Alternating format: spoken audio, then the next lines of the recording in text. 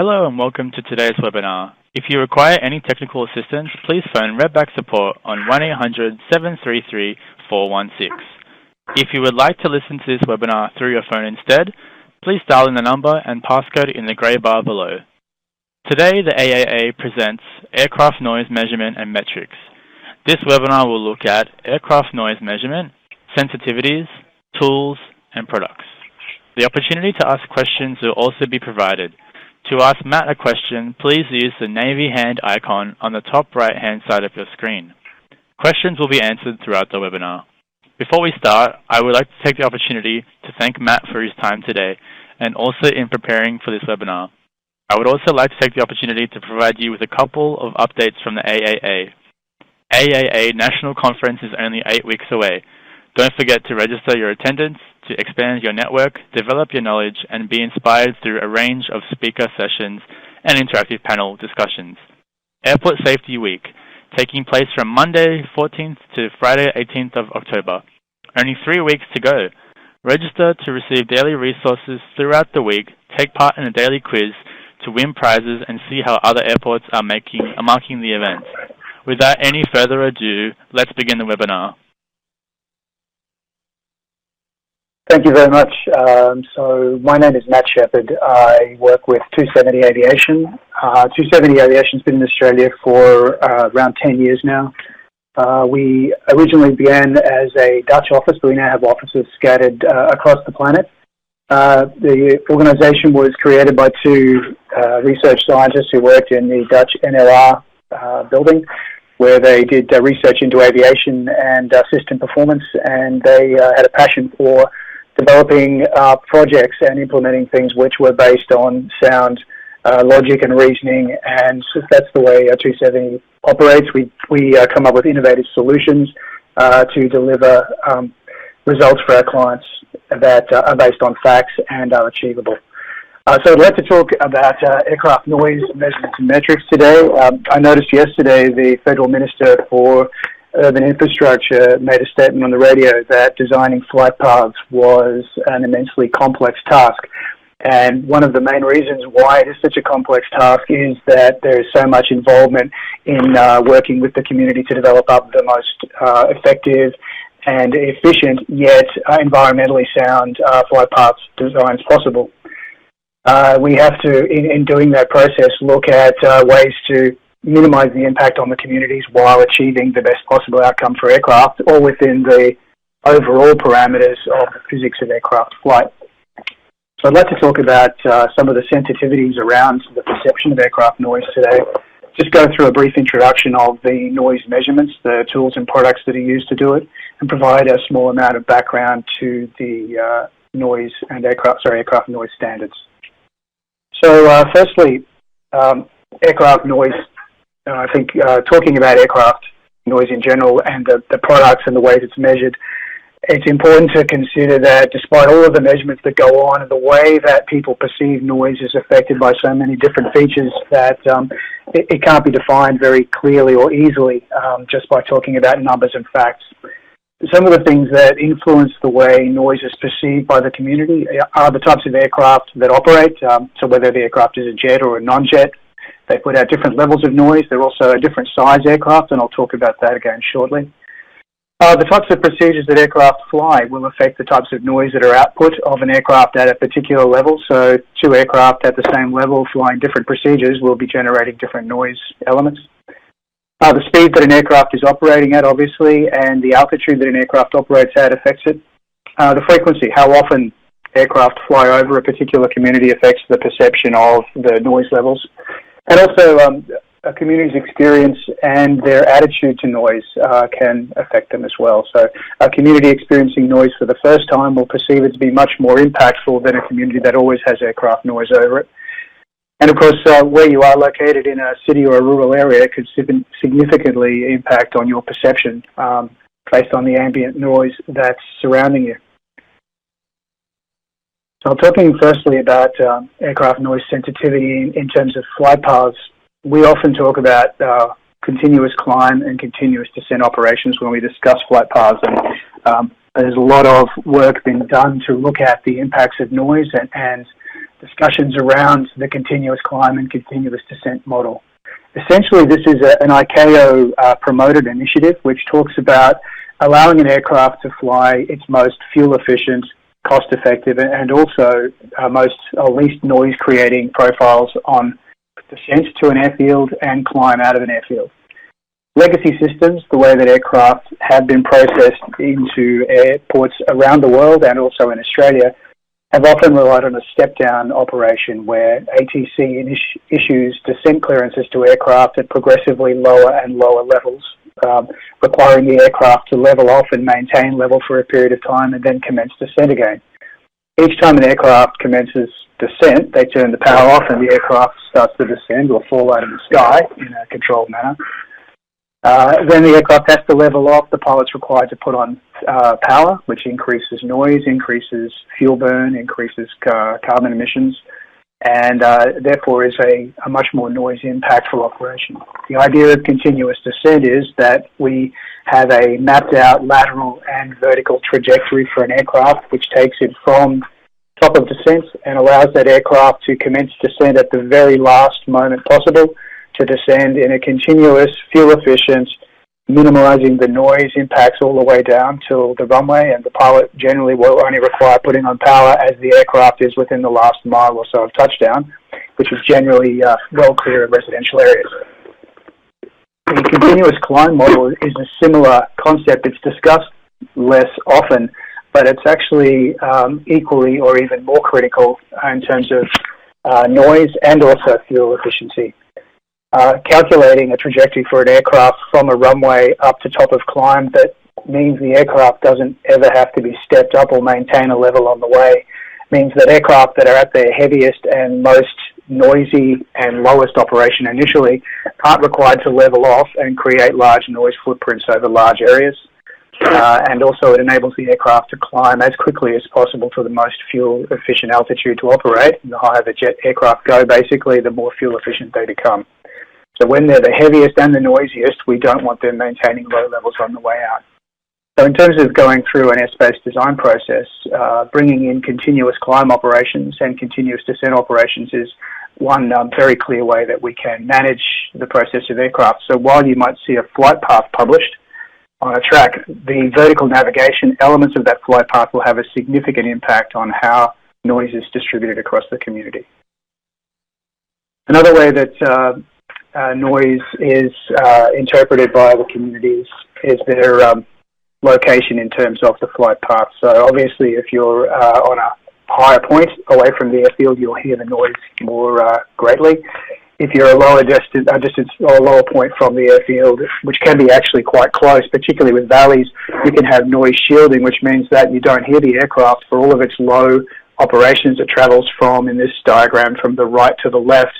As the aircraft climbs out, if you're in that low valley, you won't actually hear the aircraft until it's at a much higher point and just transiting away from you, whereas if you live on top of the mountain, you've heard the aircraft climbing all the way from the airfield.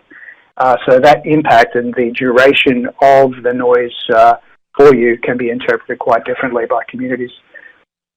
When I was working in the Sydney TCU prior to the third runway being built at Sydney, working in the ATC room, sometimes we would be required to assist the noise unit in intercepting phone calls from people complaining about aircraft noise. And I remember one day having a gentleman call up. He lived in a location to the north of Sydney, and he'd been reading in the paper that there was a new runway being built at Sydney, and he was out walking his dog that day, and he looked up and he saw an aircraft travelling over, and he realised he was under the new flight path. And I asked him where he lived first, and he told me that he lived in Hornsby, and I got his address and mapped it on the map and identified the fact that he lived directly underneath the existing flight path, which had been there since 1936. And this was the first time that he'd actually thought to look up with his dog, but when he saw it, he heard the aircraft noise, and he chose to phone up and make a noise complaint about it. So people's perception, and they're becoming accustomed to it, can very much change the way people perceive aircraft noise. So noise sensitivity is also affected by the ambient noise that surrounds you, whether you live in a city or not, whether it's day or night. By day, obviously, the amount of extra noise in an urban area can drown out a lot of the aircraft noise that you would hear. And certainly from my place where I live in Brisbane, by day I can hear aircraft taking off, and by night I can only hear the cars going down the street. Meteorological conditions also affect people's perception of noise. So on cloudy days where there is a cloud sitting at a high level, it reflects the noise of aircraft down onto communities, and so we have an increase in noise concern at that time. And also fog has the ability to deafen out a lot of low-level, higher pitch noise and generates a larger amount of low-frequency impact on communities. So fog can actually, one might think it's going to muffle the sound, but it actually focuses the noise on the rumbling sound of an aircraft as distinct from other sounds that are in the community that would be damped out. So Australia complies with international noise standards. We obviously are a member of the International Civil Aviation Organization, and as a signatory to that, we comply with all the regulations that our ICAO puts out, and we've been involved with that since 1947.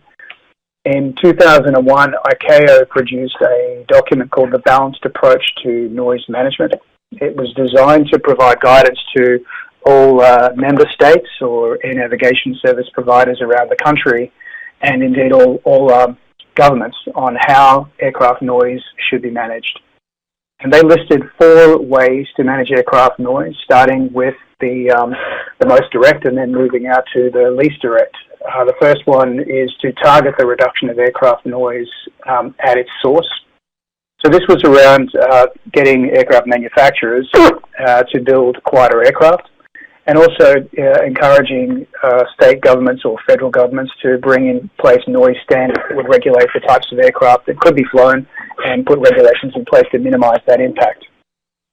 The second element they looked at was land use planning and management. So this was to put together a structure that said a federal government needs to have, and so state and local planning authorities too, need to have land use planning in place, which looks at zonings, it looks at easements, and it looks at the building standards required around airports.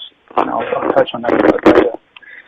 The third tier down was to then look at noise abatement operational procedures. So these were, once we've got aircraft to be as quiet as possible and we've positioned airports to be clear of residential building areas, the next stage was to look at finding ways to get aircraft to operate more quietly.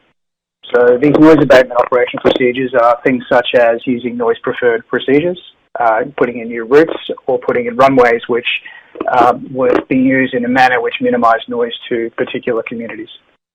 And the fourth element they brought in or discussed is operating restrictions on aircraft. So this is essentially going to the final end where you say, in some situations we can't accept an aircraft operating here at all, and so we'll put in procedures to manage that. Firstly, just looking at the reduction of noise at source. The regulations for this are published on the Department of Infrastructure's site. They're very easy to access. There is a Air Navigation Aircraft Noise Regulation 2018, which requires all aircraft that operate in Australia to have a noise certificate, and they must comply with the ICAO standards in meeting that noise certificate. And the structure in Australia says that without a certificate, that particular aircraft type is not permitted to operate in Australia. So the next stage then is to look at land use planning. The Australian Standard 2021 provides a way to assess the potential for aircraft noise exposure around airports, and it's based on an aircraft noise exposure forecast. I think everyone's probably heard of an ANEF before. But this is widely regarded as the key element for guiding strategic land use planning in the vicinity of airports. The ANEF's was developed in 1982, and it's a tool which shows the community the impact of aircraft noise and defines when it becomes acceptable or unacceptable for a particular land use. So the ANEF is quite a structured piece of research that goes on to understand exactly what is going on with an aircraft or at an airport. An ANEF is a very complicated thing to build up, and it's generated using a software product I'll discuss in a minute. But that product looks at the forecast frequency of aircraft operations, and it comes up with using the average daily sound pressure levels measured in decibels. It actually calculates out a product which is called an ANEF unit. The ANEF unit in Australia looks at ground operations. It includes flight paths that are used for circuit training, and it's based on the annual forecast movements for aircraft generated out as an average daily operation. The distribution includes both day and nighttime operations, and so an ANEF that's calculated for a particular airport will consider all of the operations at an airport for day and night. It considers nighttime to be the period between 7 p.m. and 7 a.m. And night operations, because of their impact to the community, are calculated at a different level, which is generally considered to be which is a 6 decibel adjustment in the ANEF calculation. And roughly what that means is that each flight that operates at night has about 4 times the impact of a flight that operates during the day. ANEF data is based, as I said, on decibel levels or calculations of decibel levels, but it's not directly correlated across. So when we look at decibel levels for operations, you can see on the table there on the left-hand side, it shows that a passenger car traveling at 60 kilometers an hour and 7 meters away has a decibel level of 70. A library reading room has a decibel level of 40, and the sound of a jet aircraft taking off is roughly in the vicinity of 81 decibels when you're standing 152 meters away, which is generally around about a perimeter fence or beyond from your average airfield. If we look across on the right-hand side, though, we take the decibel levels and we go across to look about how it's interpreted in the ANEF. The graph on the right-hand side shows on the vertical axis, it shows the percentage of respondents who would be affected. And on the horizontal axis, it shows the noise exposure number. And as you move across from left to right, you see the ANEF number from 15 goes to 20 and then 25.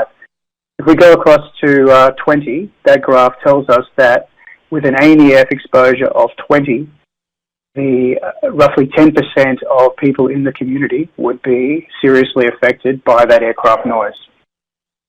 If we go down to 15%, we see that, 15 ANEF, we see that still 8% of people in the community would be considered to be seriously affected by aircraft noise or by noise in general.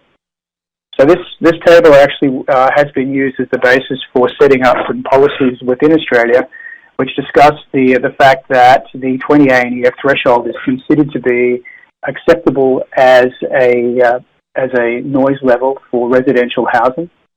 And beyond that, anything below an ANEF of 20 is suitable. Anything above 20 needs to be considered, and above other thresholds, it is totally unacceptable for people to live inside an ANEF.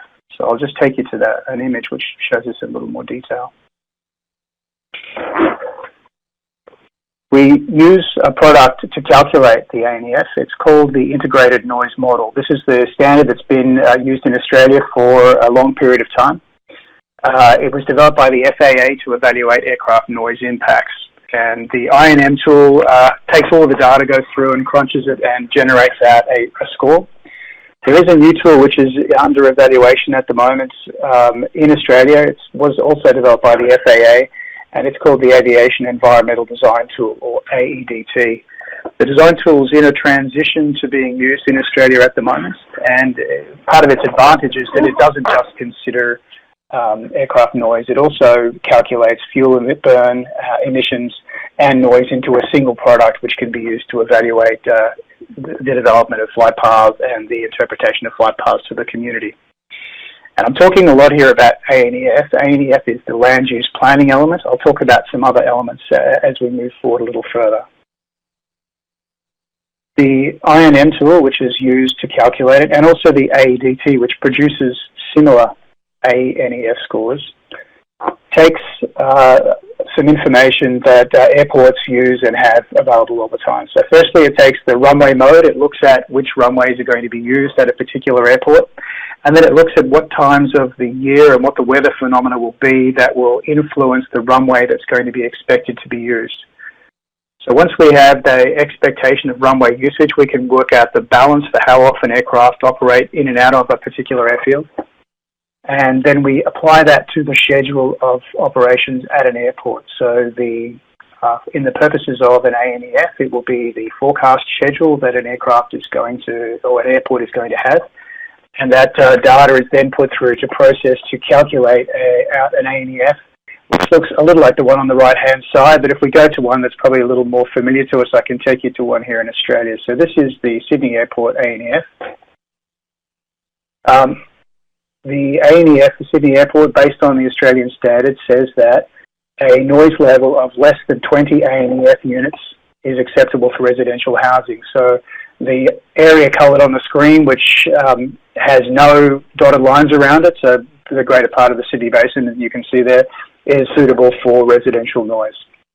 The guidelines then suggest that between an ANEF score of 20 and 25, the residential availability is conditional, and that is where the government will discuss elements to do with mitigation of noise for communities. And where the ANEF is greater than 25, it's considered to be unacceptable for a community to live inside that area for residential housing. An ANEF varies over time, so every ANEF that's developed for an airport varies as the fleet mix changes at an airport, as flight paths change at an airport, any terrain modifications, or any aircraft types. So we're looking for not just a mixture of fleets, but if we have a larger number of noisy aircraft, for example, 747s operating in there, it will change the ANEF calculation and generate different shapes in it. So airports spend a lot of time going through to ensure they have the most accurate schedules in place to most accurately predict their noise exposure forecast. If you've looked at any of this material before, you'll see that there are not just ANEFs out there, but there are ANECs and ANEIs. An ANEC is a concept. So this is where an airport or the air services in Australia or other ANSPs elect to develop up some options for different flight path models or different ways of managing an airport. And these ones are called concept forecasts. So we call it an ANEC for concept. And these are used to look for ways to improve noise outcomes. So a new airport that's being constructed would develop up a number of ANECs to look to have the best possible outcome for a community. And once that ANEC is developed, it would then become an implementable product, and those flight paths become produced and become an ANEF, which is the forecast based on a known set of agreed flight paths. And then the validation of an ANEF is an ANEI, where actual data is taken and it's put into the system to go through the same calculation to say, and to validate the fact that the forecast is what is actually occurring on an airport. So if I just step forward to my next slide here, there are a number of other ways to talk to communities about aircraft noise. And ANEF, as I said, is really valuable for land use planning, but it doesn't really tell someone what type of noise footprint they can expect to have over their house, for example. So a number of products were developed, and some of these were refined back when Sydney was putting on its third runway, which is why I've chosen to use these images. The one I'm talking about here is actually a number above contour, sometimes also called a single event to contour. So this one that's showing on the screen here at the moment is what noise footprint you could expect from a Boeing 767-300 series, so it's aircraft specific in this case, taking off from runway 34 right at Sydney, and what's the noise level and how loud would it expect to be at a particular location. So in the red area, the noise level reaches 90 decibels, which comes pretty close to my earlier comment that an aircraft at 125 meters taking off is around about the 80 decibel level. This is a large, noisy airplane. As the aircraft climbs up, it leaves a noise footprint of 80 decibels, and then further out the decibel level drops to 70 decibels. Typically in conversations with communities, we talk about the 70 decibel level as being a conversation piece around perceptible noise, particularly in an urban community. There are a lot of extra elements to this conversation, though, because how long the aircraft noise persists is a feature in terms of assessing how people interpret noise, and also what is the peak noise that's achieved during it. So you might be in the 70 to 80 decibel range as you get close to where those hard lines are. It's not a hard cutoff point. It's actually a transition of noise from one level to another. And so that peak level is also recorded. So these pieces of data are often referred to as, these are LA max or loudness assessments. The next element I'm talking about is the noise above metric. This metric is designed to tell a person living in a community how often they'll hear that 767 fly over their house, or how often they'll hear a particular piece of noise in a vicinity. So the number above metric combines the single use, the previous one I talked about, which is the LA metric, with a frequency forecast to give us a level. So if we're talking to a community, we can tell them that the 70 decibel level might be exceeded at a particular location 1 times a day, 2 times a day, 5 times a day, 10 times a day, or 20 times a day. In the descriptor you can see on the screen there, the color coding is colored on the frequency of the number of times that the noise metric would be shown. And this chart's actually showing the number of times that a noise metric would exceed 60 for a location, the number of times it would exceed 65, and the number of times that it would exceed 70 decibels in a particular position.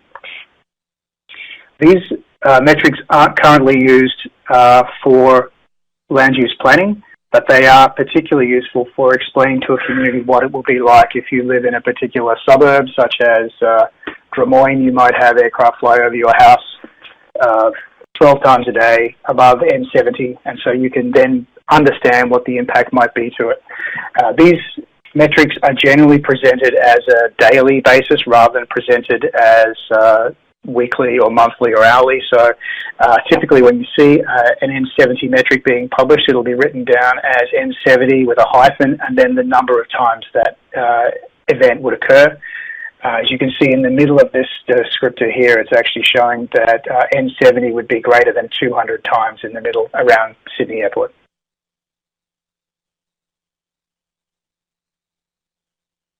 So moving forward, I've talked about ANES and the way that we use that for land use planning. The next stage for aircraft noise management is looking at noise abatement procedures. So this is where once a runway has been constructed and the flight paths have been designed, the next stage then is to look at ways that we can minimize noise or impact to the community using a preferential use of a specific runway orientation. So it may well be that use of a runway such like a runway heading to the north is more community advantageous than using a runway which heads to the south, recognizing that departing aircraft are generally louder than arriving aircraft. So positioning the noise footprint to minimize the number of people impacted on a community can be managed by changing the runway orientation. An example of this would be at Gold Coast, where runway 14 is the noise preferred runway for operations when the wind and cloud conditions permit. But at other times, when wind or cloud precludes it, then the other runway would be selected. Brisbane Airport operates on a runway preferred model where runway 01 is preferred when there are a majority of aircraft departing the airport because it puts air flights out over the bay, and runway 19 is the preferred arrival runway when they have more arrivals than departures. They will transition the airport between those two modes to minimize the number of flights going over land. So that's how runway-specific orientation is chosen. There are also a preferential use of reciprocal runway operations. So reciprocal runway operations are where aircraft arrive from one direction and depart over the same piece of land outbound. I'll use Brisbane as an example of that again. Brisbane runs reciprocal runway operations in the nighttime period, and they bias the flight paths over the bay wherever the wind and cloud and traffic conditions permit that to occur. The constraints on that are around traffic is generally how many aircraft are flying into the airport, because if you're arriving from one direction and departing on the same direction, the number of aircraft you can fit into the airport is severely limited. It's quite a limiting procedure to have the right spacing between an arrival aircraft and a departure aircraft. And so it's only really suitable when there are not that many aircraft flying and when the wind allows for aircraft to either arrive or depart with downwind. Um, so as I say on this slide here, both are contingent on suitable mandatory conditions being present. So wind speed and direction, cloud, traffic disposition, and the airport demand. There are other noise abatement procedures as well. There's use of reverse thrust on an airfield can reduce the amount of sound in the surrounding area. And also noise abatement departure procedures, which are an aircraft-specific operation where they adjust their deployment of flaps and also retraction of flaps, and also can adjust the speed of the aircraft in climb to minimize the impact of their aircraft on the communities as they are departing an airfield. There are also some other limitations to operations which can be brought in, such as different flap deployment points, so aircraft coming in put their flaps out at a different location, and by doing that they can change the noise footprint over that location as they do it, recognising that flaps can be quite noisy when they're first deployed. So just moving forward to the next slide and recapping on what we were talking about here.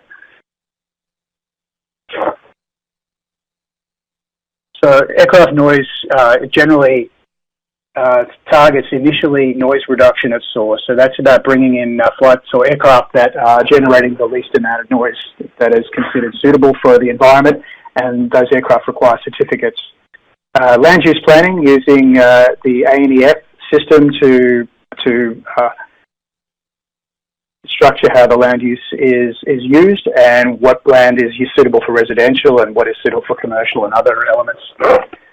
Using the LA metric, which tells us what the noise of a single event is, and using the noise or number above metric, the N70 or N60 metric, to tell us the number of times that a person would hear a particular sound event in a particular location. And then looking at operating restrictions, which I haven't really talked about much in detail here because it's so draconian, but essentially an operating restriction is brought in where you have a noise budget for a particular location, which says that, and an example of this will be in the Netherlands, where for Schiphol Airport, there are only allowed to be a certain number of flights over a particular location, and once the number of flights has traversed over that location, then no more departures or arrivals are allowed over that particular community until till the clock resets, basically. Other elements to that are bringing in curfews as well.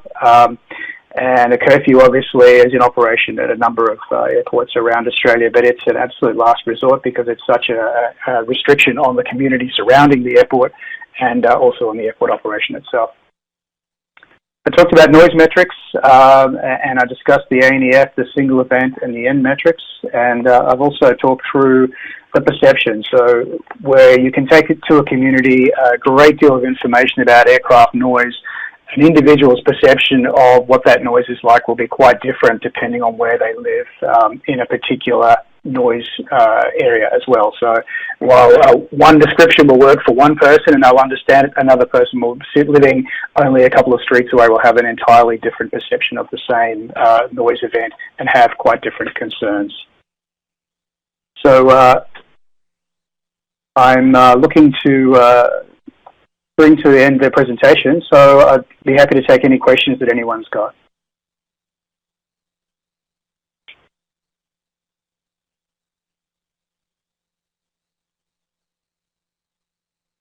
So I've got one question here which asks, why can't aircraft fly steeper arrival flight paths to reduce noise? This is something that comes up a lot when we go through community discussions, and we're looking for ways to describe to the community how we mitigate noise, and one of the first things they think of is, why can't we just have a steeper flight path? The first issue is around the physics of it. The aircraft flying into and land at an airport can only operate at a certain descent rate, and they need to be on a fairly standard trajectory. Essentially, a departing aircraft operating out of an airport climbs somewhere between 5% and 10% climb gradient, and that's as tight or as much as you can adjust it. On the way inbound, aircraft are limited to pretty much a 3-degree flight path, and that 3-degree flight path covers almost every aircraft type. If an aircraft descends at a steeper rate than that, they fly too fast, and this can lead to what's defined by pilots as an unstable approach.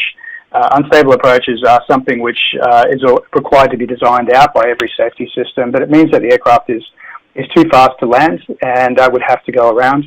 So steep flight paths don't work at all for limiting aircraft noise, which is unfortunate. And other questions?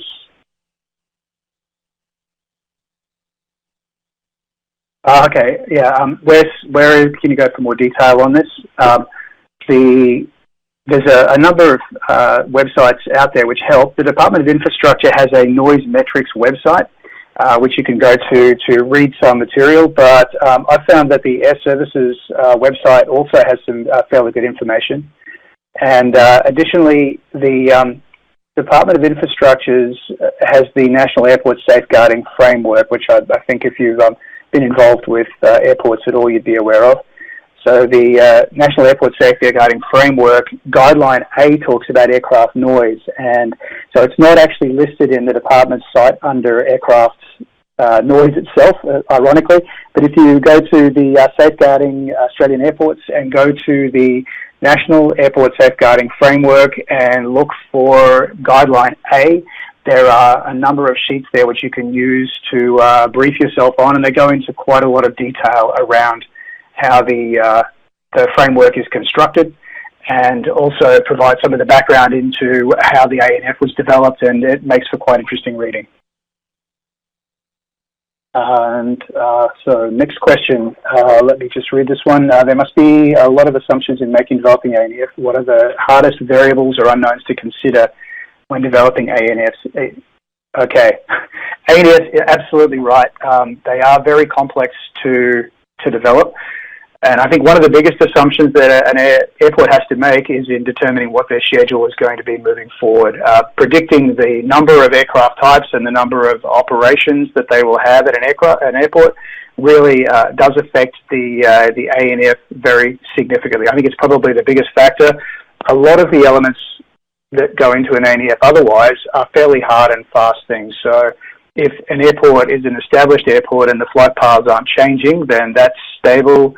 The runway obviously is stable. The wind and the runway usage tends to be stable as well. So the thing that varies most in that is the number of aircraft that are operating and the type of aircraft that are operating. And going through that prediction to forecast that is something that takes a lot of experience, a lot of research to develop up and come up with something predictive. And I think that's where a lot of airports focus a great deal of their time. Another question is, are there initiatives for airlines to maintain tighter track keeping? There are, absolutely. And these can be problematic as well. So if you follow the aviation side, you may have heard of smart tracking, which is a term which is used to describe RNPAR capability. And RNPAR capability is the ability for large aircraft, as in your RPT operators in general, and some smaller ones too, to fly on very, very accurate flight paths. They can be so accurate that in flying into land, the aircraft actually hit the runway in exactly the same spot every time and create wear points on runways. That's how accurate the nav is for these things. The RNPAR capability enables flexible flight paths, which can be used to maneuver aircraft around communities as well. And Air Services has implemented RNPAR capability at most Australian airports, so most of the Australian capital city airports. They generally deliver to the larger aircraft types, so they focus on where they are most useful to be implemented. And these track keeping elements are fantastic for positioning aircraft over the best noise outcome locations. Unfortunately, a byproduct of that is that with that super accuracy of tracking, it means that the poor person that lives underneath the flight path of that track receives every single aeroplane over their house. And as a result of it, there's been quite a lot of community pushback on the idea of RNPAR tracks in some locations. So while it appears to bring a fantastic solution to minimizing noise over a community, that concentration of noise is something that needs to be considered when bringing in an RNPAR track to an airport, and something which requires a lot of thought and a lot of consultation with the communities prior to implementation. I'm at the end of my question list. Can I hand back to you, Jordan? Thank you, Matt, for providing an informative presentation. Thank you also to everyone for participating in today's session. We ask that you now take a moment to complete a short survey that you will be redirected to shortly. Today's webinar recording will also be available in Airport Alert and emailed to everyone directly once available. We encourage you to provide feedback on any other topics that you would like to see covered by emailing events@airports.asn.au. The next AAA webinar is on Tuesday, 15th of October, as part of Airport Safety Week. The topic is Facilitating an Emergency Exercise, presented by Jill Bricks from Avisia. The link to register will be distributed by the AAA shortly, and details will also be released in Airport Alert. If you would like additional information, please email the AAA events team on events@airports.asn.au. Thank you and have a wonderful afternoon and the rest of the week ahead.